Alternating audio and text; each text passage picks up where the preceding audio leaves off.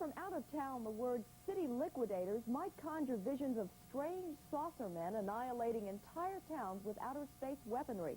But in Portland, city liquidators signifies something altogether different, though not necessarily less bizarre.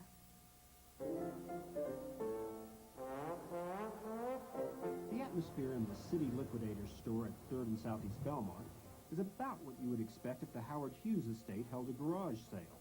Have you ever wanted to buy something like, say, some huge neon-illuminated letters from an SH Crest sign, but didn't know where to find them? Or if the traffic lights always seem to be going against you, maybe you'd like to buy your own. I used to have a 9th grade teacher who liked to hide in the closet and listen to what the class was saying about her. I bet she'd like one of these.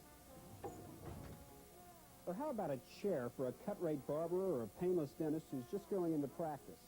Well, for any of these items, your best bet is probably City Liquidators. City Liquidators will buy and sell just about anything that comes their way. They pick up most of the stuff in ridiculous quantities at desperation prices from bankrupt businesses, state and federal surplus, factory overstocks, and individuals who just want to get rid of something. Then they mark it up and sell it to other businesses and the public at rates well below wholesale. The idea is to turn over as much merchandise as possible in the shortest imaginable time. You have a lot of traffic in your store and you have a very cheap price. People look at that and say, my God, I gotta have one. They'll buy anything? If the price is right. Genial Walt Pellet is the dynamo who keeps the wheels spinning at City Liquidators. He combines a tycoon's lust for wheeling and dealing with the smooth patter and enthusiasm of a TV game show host. And he loves to boast about his most outrageous merchandising coups. Most amazing item is 46,000 wigs and 5,700 toupees, and I think that was amazing. The way Walt talks about it, you'd think the liquidation business was a breeze, the kind of enterprise that might almost run itself. But Walt's not above a bit of promotion. And this is our Louis Liquidator color book, which just came off the presses Friday. And of course, it's got a picture of Louis Liquidator on all 16 pages. And we give this away free to little kids. And I want to give you your memorial copy right now.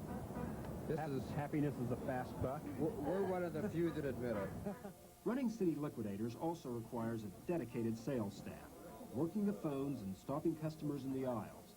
Walt is unstinting when it comes to praising his salesmen and women. Okay, well, we have two classes of salesmen. One of them is our Retired Millionaires Club.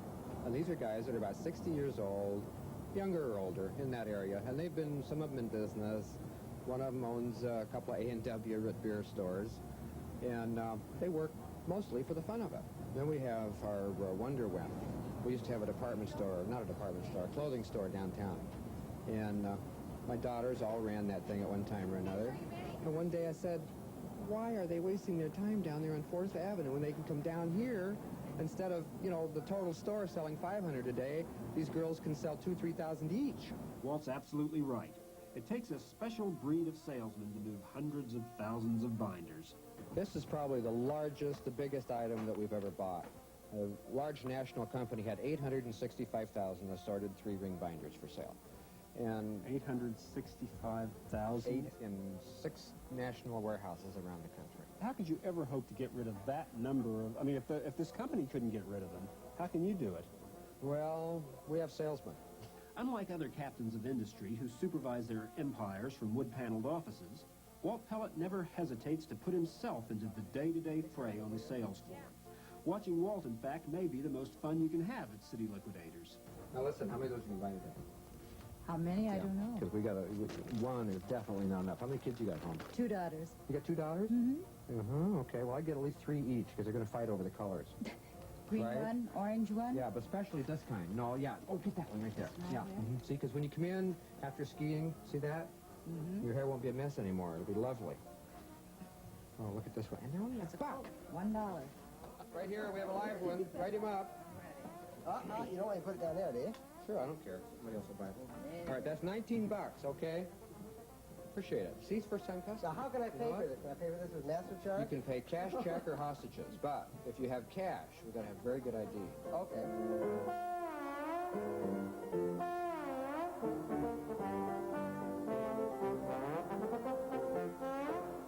When Stuart came back, he said he got a great buy on some binders, and he's been running around the station